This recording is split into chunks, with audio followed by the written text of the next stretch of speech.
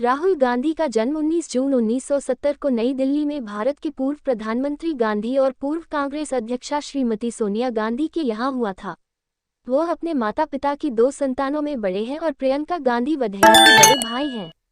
राहुल गांधी की दादी इंदिरा गांधी भारत की पूर्व प्रधानमंत्री थीं। राहुल गांधी की प्रारंभिक शिक्षा दिल्ली के सेंट कोलंबस स्कूल में की और इसके बाद वो प्रसिद्ध दून विद्यालय में पढ़ने चले गए, जहां उनके पिता ने भी विद्यार्जन किया था। सन 1981-83 तक सुरक्षा कारणों के कारण राहुल गांधी को अपनी पढ़ाई घर से ही करनी पड़ी। राहुल ने हार्वर्ड विश्वविद्यालय के रोलिंस कॉलेज फ्लोरिडा से सन 1994 में कला स्नातक की उपाधि प्राप्त की। इसके बाद सन 1995 में कैम्ब्रिज विश्वविद्यालय के ट्रिनिटी कॉलेज से एम.फिल की उपाधि प्राप्त की। शुरुआती करियर स्नातक स्तर तक की पढ़ाई कर चुकने के बाद राहुल गांधी ने प्रबंधन गुरु माइकल पोर्टर की प्रबंधन परामर्श कंपनी मॉनिटर ग्रुप के साथ 3 साल तक काम किया। इस दौरान उनकी कंपनी और सहकर्मी इस बात से पूरी तरह से अनभिज्ञ थे कि वे किसके साथ काम कर रहे हैं, क्योंकि वह यहाँ एक छद्म नाम रॉल विंसी के नाम से इस कंपनी में नियोजित थे। राहुल गांधी के आलोचक उनके इस कदम को उनके भारतीय होने से उपजी उनकी हीन भावना मानते हैं, जबकि कांग्रेसीजन उनके इस कदम को उनकी सुरक्षा से जोड़कर देखते हैं। सन 2002 के अंत में वह मुंबई में स्थित अभियांत्रिकी और प्रौद्योगिकी से संबंधित एक company, outsourcing company backup services private limited के निदेशक मंडल के सदस्य बन गए। राजनीतिक करियर 2003 में राहुल गांधी के राष्ट्रीय राजनीति में आने के बारे में बड़े पैमाने पर मीडिया में अटकलबाजी का बाजार गर्म था, जिसकी उन्होंने तब कोई पुष्टि नहीं की। वो सार्वजनिक समारोहों और कांग्रेस की बैठकों में बस अपनी मां के साथ दिखाई दिए। एक दिवसीय अंतर्राष्ट्रीय क्रिकेट श्रृंखला देखने के लिए सद्भावना यात्रा पर अपनी बहन प्रियंका गांधी के साथ पाकिस्तान भी गए। 5 जनवरी 2004 में राजनीति उनके और उनकी बहन के संभावित प्रवेश के बारे में अटकलें बढ़ीं जब उन्होंने अपने पिता के पूर्व निर्वाचन क्षेत्र अमेठी का दौरा किया, जहां से उस समय उनकी मां सांसद थीं। उन्होंने ये कहकर कि मैं राजनीति के विरुद्ध नहीं हूं। मैंने ये तय नहीं किया है कि मैं राजनीति में कब प्रवेश करूंगा और वास्तव में करूंगा भी या नहीं। एक स्पष्ट प्रतिक्रिया देने से मना कर दिया था। 6 मार्च 2004 में मई 2004 का चुनाव लड़ने की घोषणा के साथ उन्होंने भारतीय राजनीति में प्रवेश की घोषणा की। वह अपने पिता के पूर्व निर्वाचन क्षेत्र उत्तर प्रदेश के अमेठी से लोकसभा चुनाव के लिए खड़े हुए, जो भारत की संसद का निचला सदन है।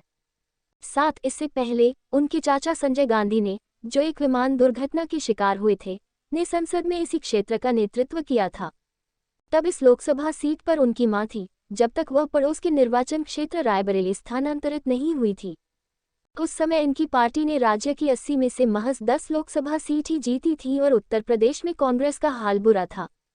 6 इससे राजनीतिक टीकाकारों को थोड़ा आश्चर्य भी हुआ, जिन्होंने राहुल की बहन प्रियंका गांधी में करिश्मा कर सकने और सफल होने की संभावना देखी थी।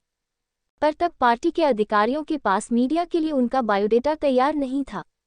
ये अटकलें लगाई गई कि भारत के सबसे मशहूर राजनीतिक परिवारों में से एक देश की युवा आबादी के बीच इस युवा सदस्य की उपस्थिति कांग्रेस पार्टी के राजनीतिक भाग्य को पुनर्जीवन देगी। 8 विदेशी मीडिया के साथ अपने पहले इंटरव्यू में उन्होंने स्वयं को देश को जोड़ने वाली शख्सियत के रूप में पेश किया और भारत की विभाजनकारी राजनीति की निंदा की, ये कहते हुए कि वह जातीय और धार्मिक तनाव को कम करने की कोशिश करेंगे। 7 उनकी उम्मीदवारी का स्थानीय जनता ने उत्साह के साथ स्वागत किया, जिनका इस क्षेत्र में इस गांधी परिवार से एक लंबा संबंध था। 6 वह चुनाव विशाल बहुमत से जीते। वोटों में 1 लाख के अंतर के साथ इन्होंने अपने चुनाव क्षेत्र को परिवार का गढ़ बनाए रखा, जब कांग्रेस ने सत्तारूढ़ भारतीय जनता पार्टी को अप्रत्याशित रूप से हराया। 9 उनका अभियान उनकी छोटी बहन प्रियंका गांधी द्वारा संचालित किया गया था। तथ्य वांछित 2006 तक उन्होंने कोई अन्य पद ग्रहण नहीं किया और मुख्य निर्वाचन क्षेत्र के मुद्दों और उत्तर प्रदेश की राजनीति पर ध्यान केंद्रित किया और भारतीय और अंतर्राष्ट्रीय प्रेस में व्यापक रूप से अटकलें थी कि सोनिया गांधी भविष्य में उन्हें एक राष्ट्रीय स्तर का कांग्रेस नेता बनाने के लिए तैयार कर रही हैं, जो बाद में सच साबित हुई। 10 जनवरी 2006 में हैदराबाद में भारतीय राष्ट्रीय कांग्रेस के एक सम्मेलन में पार्टी के हजारों सदस्यों ने गांधी को पार्टी में एक और महत्वपूर्ण नेतृत्व की भूमिका के लिए प्रोत्साहित किया और प्रतिनिधियों के संबोधन की मांग की। उन्होंने कहा, मैं इसकी सराहना करता हूं और मैं आपकी भावनाओं और समर्थन के लिए आभारी हूं। मैं आपको विश्वास दिलाता हूं कि मैं आपको निराश नहीं करूंगा, लेकिन उनसे इस बारे में धैर्य रखने को कहा और पार्टी में तुरंत एक उच्च पद लेने से मना कर दिया। 11 गांधी और उनकी बहन ने 2006 में रायबरेली में पुनः सत्तारूढ़ होने के लिए उनकी मां सोनिया गांधी का चुनाव अभियान हाथ में लिया, जो आसानी से 4 लाख मतों से अधिक अंतर के साथ जीती थी। 2007 में उत्तर प्रदेश विधानसभा चुनावों के लिए एक उच्च स्तरीय कांग्रेस अभियान में उन्होंने प्रमुख भूमिका अदा की। हालांकि कांग्रेस ने 8.53% मतदान के साथ केवल 22 सीटें ही जीती। इस चुनाव में बहुजन समाज पार्टी को बहुमत मिला, जो पिछड़ी जाति के भारतीयों का प्रतिनिधित्व करती है। 13 राहुल गांधी को 24 सितंबर 2007 में पार्टी संगठन के एक फेरबदल में अखिल भारतीय कांग्रेस समिति का महासचिव नियुक्त किया गया था। 14 उसी फेरबदल में उन्हें युवा कांग्रेस और भारतीय राष्ट्रीय छात्र संघ का कार्यभार भी दिया गया था। 15 एक युवा नेता के रूप में खुद को साबित करने के उनके प्रयास में नवंबर 2008 में उन्होंने नई दिल्ली में अपने 12 तुगलक लेन स्थित निवास में कम से कम 40 लोगों को ध्यानपूर्वक चुनने के लिए साक्षात्कार आयोजित किया, जो भारतीय युवा कांग्रेस (IYC) के वैचारिक दस्ते के हरावल बनेंगे। जब से वह सितंबर 2007 में महासचिव नियुक्त हुए हैं, तब से इस संगठन को परिणत करने के इच्छुक हैं। 16 2009 चुनाव 2009 के लोकसभा चुनावों में उन्होंने उनके निकटतम प्रतिद्वंद्वी को 3,33,000 वोटों के अंतर से पराजित करके अपना अमेठी निर्वाचक क्षेत्र बनाए रखा। इन चुनावों में कांग्रेस ने कुल 80 लोकसभा सीटों में से 21 जीतकर उत्तर प्रदेश में खुद को पुनर्जीवित किया और इस बदलाव का श्रेय भी राहुल गांधी को ही दिया गया है। 6 सप्ताह में देश भर में उन्होंने 125 रैलियों में भाषण दिया था। पार्टी वृत्त में वह RG के नाम से जाने जाते हैं। 18 भारत जोड़ो यात्रा 2022-2023 मुख्य लेख भारत जोड़ो यात्रा। भारत जोड़ी यात्रा 7 सितंबर 2022 को राहुल गांधी द्वारा शुरू की गई थी। यात्रा कश्मीर पहुंचने के लिए 12 राज्यों और 2 केंद्र शासित प्रदेशों में करीब 5 महीनों में 4080 किलोमीटर 2540 मील की दूरी तय की गई थी। 19-20-21 भारत जोड़ो न्याय यात्रा 2024 मुख्य लेख भारत जोड़ो न्याय यात्रा। भारत जोड़ो न्याय यात्रा राहुल गांधी द्वारा 14 जनवरी 2024 को मणिपुर के थौबल से शुरू की गई थी और 20 मार्च 2024 को भारत के पूर्व पश्चिम तक फैली मुंबई में समाप्त होगी। हालांकि पिछली बार के विपरीत, यात्रा पूरी तरह से पैदल नहीं होगी और हाइब्रिड मोड में की जाएगी। 22 राजनीतिक और सामाजिक मत राष्ट्रीय सुरक्षा। दिसंबर 2010 में संयुक्त राज्य अमेरिका के राजनेट केबल लीक के दौरान विकीलीक्स ने 3 अगस्त 2009 को एक केबल लीक किया था, जहां भारत के प्रधानमंत्री मनमोहन सिंह ने 20 जुलाई 2009 को AICC के तत्कालीन महासचिव गांधी के लिए दोपहर के भोजन की मेजबानी की थी। दोपहर के भोजन के लिए आमंत्रित अतिथियों में से एक भारत में संयुक्त राज्य अमेरिका के राजदूत टिमोथी जे. रोम थे। रोम के साथ एक स्पष्ट बातचीत में उन्होंने कहा कि उनका मानना है कि हिंदू चरमपंथी उनके देश के लिए मुस्लिम आतंकवादियों की तुलना में अधिक बड़ा खतरा हैं। गांधी ने विशेष रूप से भारतीय जनता पार्टी में अधिक ध्रुवीकरण करने वाले आंकड़ों का उल्लेख किया। इस्लामिक आतंकवादी संगठन लश्कर-ए-तैयबा (LET) द्वारा क्षेत्र में गतिविधियों के बारे में राजदूत के सवाल का जवाब देते हुए गांधी ने कहा कि भारत की स्वदेशी मुस्लिम आबादी में कुछ तत्वों के बीच समूह के लिए कुछ समर्थन के सबूत हैं। नोटबंदी। गांधी मोदी सरकार द्वारा महात्मा गांधी श्रृंखला के 500 रुपये और 1000 रुपये के नोटों के विमुद्रीकरण के बहुत आलोचक रहे हैं। उन्होंने इसे एक त्रासदी और आपदा कहा है जिसने भारतीय अर्थव्यवस्था और आम नागरिकों के जीवन पर नकारात्मक प्रभाव डाला है। गांधी ने सरकार पर पर्याप्त योजना के बिना नीति को लागू करने और समाज के गरीब और कमजोर वर्गों के लिए भारी कठिनाई पैदा करने का भी आरोप लगाया है। उन्होंने कहा कि विमुद्रीकरण नीति डिजाइन की एक बुनियादी विफलता है और आरोप लगाया है कि ये 2-3 अरबपतियों को अर्थव्यवस्था पर एकाधिकार स्थापित करने में मदद करने के लिए पेटीएम द्वारा एक जानबूझकर उठाया गया कदम था। आलोचना। जब 2006 के आखिर में न्यूज़वीक ने इल्जाम लगाया कि उन्होंने हार्वर्ड और कैम्ब्रिज में अपनी डिग्री पूरी नहीं की थी या मॉनिटर ग्रुप में काम नहीं किया था, तब राहुल गांधी के कानूनी मामलों की टीम ने जवाब में एक कानूनी नोटिस भेजा, जिसके बाद वे जल्दी से मुकर गए या पहले के बयानों का योग्य किया। 23 राहुल गांधी ने 1971 में पाकिस्तान के टूटने को अपने परिवार की सफलताओं में गिना। इस बयान ने भारत में कई राजनीतिक दलों से साथ ही विदेश कार्यालय के प्रवक्ता सहित पाकिस्तान के उल्लेखनीय लोगों से आलोचना को आमंत्रित किया। 24 प्रसिद्ध इतिहासकार इरफान हबीब ने कहा कि यह टिप्पणी बांग्लादेश आंदोलन का अपमान था।